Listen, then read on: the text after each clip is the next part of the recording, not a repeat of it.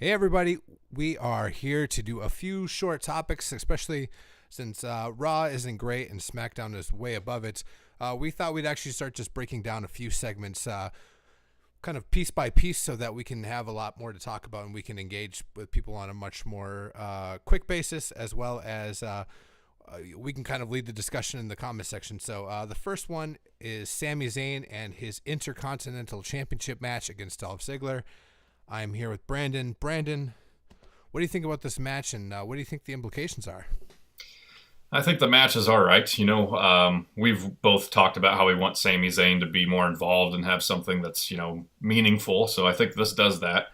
The open challenge was kind of weird when it first came out, but the implications of this match, like we've talked about off air, basically, it seems to me like it's just not the title on the line, but also possibly a switch of brand. So you could have Sami Zayn win, and then they come out and say that the Intercontinental title is actually a SmackDown only belt. So Sami has to go over there, which means that Raw gets somebody else. So, we've talked about it, but people haven't heard our conversations. So what do you think that means for Raw? Like, who would they get, or how would that happen?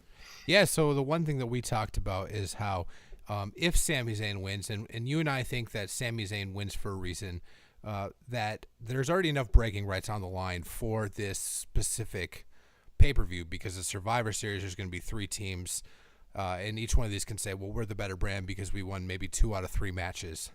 So we both think that there's significance to this match beyond just having it be another thing. And the scenario that you and I have come up with is that Sami Zayn wins. In my view, he comes back to Raw the next day, and Shane and Daniel Bryan show up and say, this is a SmackDown only championship, and so you either need to forfeit the title or come over to SmackDown. Mm-hmm. Yeah. And in the draft, they said that they drafted the Intercontinental title. They drafted the belt. They didn't necessarily draft the champion.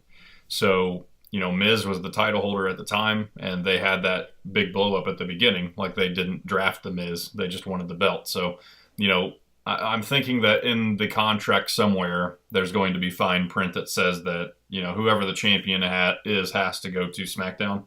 So the scenario we kind of came up with is there could be a possibility that Raw would get their choice of person, or someone would have to volunteer to go over to Raw. So that kind of opens up the floodgates of they're teasing a Shield reunion. You and I have talked about the possibility of Dean Ambrose maybe silently volunteering and something happening at the end, but how do you think that would shake down at Survivor Series? Yeah, so like the scenario that we came up with is that there's already sort of some tension going on between him and James Ellsworth at the moment, and supposedly he is their team captain, and Yeah. which is awesome. I guess they're continuing the fairy tale.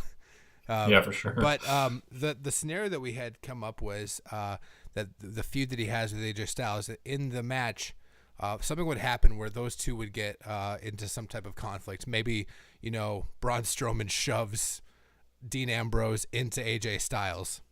At that point, AJ Styles is so pissed off that he hits Dean Ambrose with the Styles Clash. Braun pins Dean Ambrose 1, 2, 3, and at the end of and after Dean kind of wakes up into consciousness, he comes back into the ring and hits AJ Styles with the Dirty Deeds.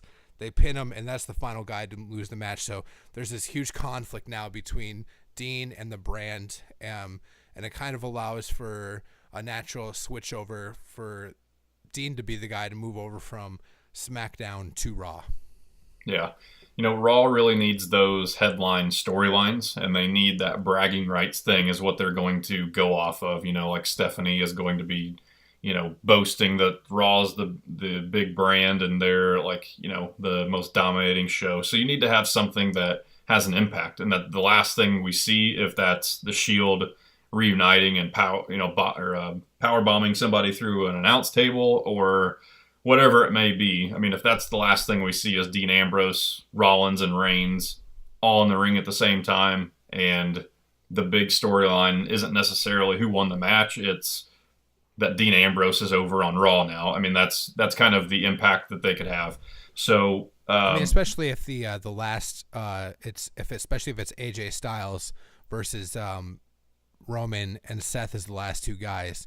Dean gets back up in the ring and they set him up for the triple powerbomb to end it. Yeah, sure. Yeah, I mean, they could do a lot of things. It's just, for us, that's the scenario that makes the most sense. And it would actually be something cool to see. They're teasing the Shield reunion on Raw right now, so why wouldn't you bring Dean over and kind of complete that? So let us know what you guys think. Leave us comments below this video, what you think is going to happen at Survivor Series. We got a couple more videos coming at you tonight, so we thank you so much for watching this, and we'll talk to you here pretty soon.